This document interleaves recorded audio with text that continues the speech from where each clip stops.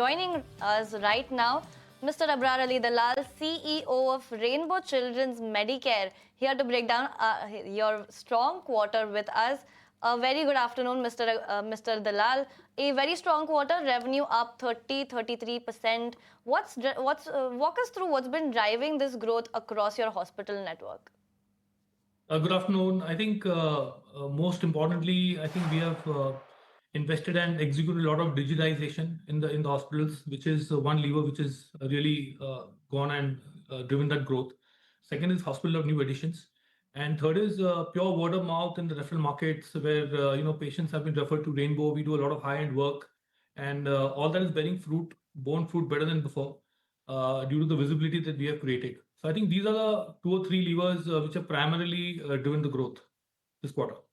Okay, Mr. Dalal, good afternoon. Ashesha this side. Let's also talk about inpatient discharges, which were up nearly 28%, with deliveries rising 26%. Clearly, strong volume growth is what you've reported in the quarter gone by. How much of this is coming from existing mature hospitals versus the newer facilities that are now ramping up? So the existing mature hospitals have driven almost 40% of this growth, and their business contribution is almost 74 to 75%. So that is one. The new hospitals have contributed around 27% of this growth, and the balances come from acquisitions. So I think on the back of this quarter, a very strong performance with a mature hospital has really been the key. And I'm very happy to note that I think all the efforts that we've been putting in driving the mature hospital volumes has borne fruit. All right, that's so up to 70% of contribution of yours is coming in from the mature hospitals. But sir, PAT has also grown 16% on a year-on-year basis, which is actually meaningfully slower than your 30% EBITDA growth. Can you help us reconcile the gap here? Is there a higher depreciation or interest cost from your expansion which is playing out? Just some color on that. It's largely because of the new hospitals. If you look at it, we have launched at least 4 hospitals, a new hospital in the last 3 months.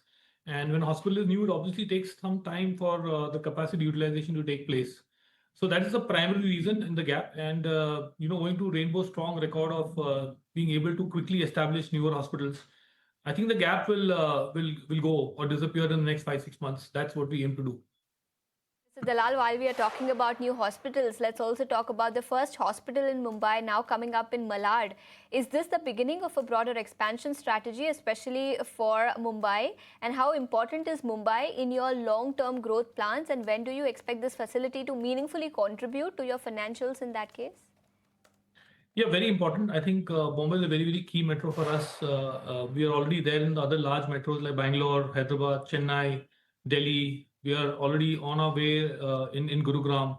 So Bombay was one key city which is missing. We are very happy to announce this hospital in Malad, which is going to be a state-of-the-art hospital. I think Bombay is a huge need for pediatric super specialty. Rainbow comes in with very different experience. We deal in quaternary care, tertiary care. We have a strong neonatology department. We have great outreaches, and I think this is really going to address the gap which Bombay has. And riding on the back of this hospital, of course, we will plan to expand our play in Mumbai, certainly. Let's see how it goes and how quickly we do it. Got it. That's on the Mumbai hospital. Mr. Dalal, ARPOPs have also grown quite well for you in this quarter gone by. Can you tell us what has led to this growth? What's your sustainable levels? And on a medium to long-term basis, how much are you expecting the new Mumbai hospital to then contribute to your total ARPOPs? Mumbai Hospital will be expecting it somewhere in FY28 quarter 1. If you look at our ARPOPs, the large reason for growth of ARPOPs is a great case mix and of course some price increases which are related to insurance. But quaternary care, tertiary care, Rainbow is doing a lot of quaternary care like pediatric liver transplants, pediatric kidney transplants, pediatric bone marrow transplants, pediatric BMT, cardiac surgeries. That being one, of course, as I said earlier, we have a strong neonatology department, which is why we get a lot of high-risk deliveries. So we have a lot of big ticket size procedures. Automatically, the Mumbai hospital will start serving, in the beginning, high-risk deliveries, neonatology, PICU. So we expect that ARPOP to continue to grow. I don't think there's any reason why that ARPOP is going to dip in any way from here on. Okay, so Mr. Dalal, you now expect the average revenue per operating bed to rise even further from the current levels. Meanwhile, let's also talk about mature hospitals, which are now running at about 45% occupancy level, which is still leaving some room to grow. Is there a ceiling you are targeting for mature hospital occupancy at this point in time? See, when I divide my mature hospitals, almost a great chunk of my mature hospitals are growing, are clocking an occupancy of almost 49 to 50%. When I blend it with other mature hospitals, it goes down around 40-45%. But I think an ideal 51-52% mix in mature hospitals will be a great place to be in. And that's what we're aiming to do. So, Dalal, any reason that you're maintaining occupancies at this level and not taking it up ahead? And what sort of occupancy levels would you be targeting to then consider a further expansion in your existing hospitals? No, I think the expansion will continue. We have declared expansion plans. If you look at a blended occupancy at a 42-43% level, and again 600 to 700, almost 750 beds have been installed in the last 12 to 16 months, and it does take some time for these beds to established. So once the new hospitals they start clocking more than 40-45% occupancy, our overall occupancies will rise, and we're very confident about that. Okay, and what about your expansion across other cities? Bangalore, NCR, Pune, Coimbatore, Andhra Pradesh, and Indore. What are the markets that you're most excited about? So Pune will be coming up soon. Indore is coming up soon.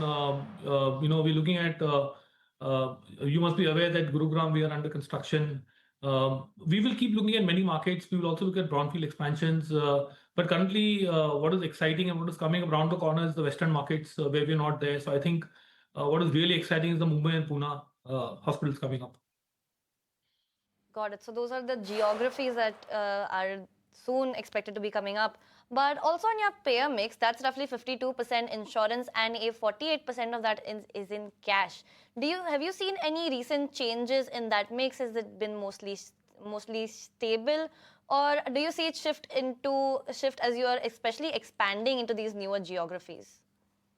No, I think the insurance will remain the same and probably increase in newer geographies as we expand and as we launch hospitals. Initially, for 6 to 8 months, there are no insurances, always a cash business. So the payer mix will always be skewed towards insurance and cash. Okay, so that's the view coming in on the payer mix. Mr. Dalal, thank you so much for taking your time out and joining us here on ET Now and sharing your thoughts on the quarter gone by and what the outlook is for the coming quarters. Thank you for joining us today. Thank you so much. Thanks for having me. Thank you. With that,